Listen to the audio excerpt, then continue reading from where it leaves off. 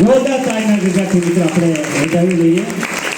આપણે જોયું છે સુર લય અને તાલ ત્રણેયનો સમન્વય હોય તો સહેજે ખૂબ સરસ આપણને ગીત લાગે.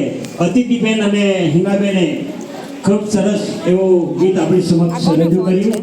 જોરદાર તાળીના ગગડાથી આપણે વધાવી લઈએ. દબાવેલું છે એમ કે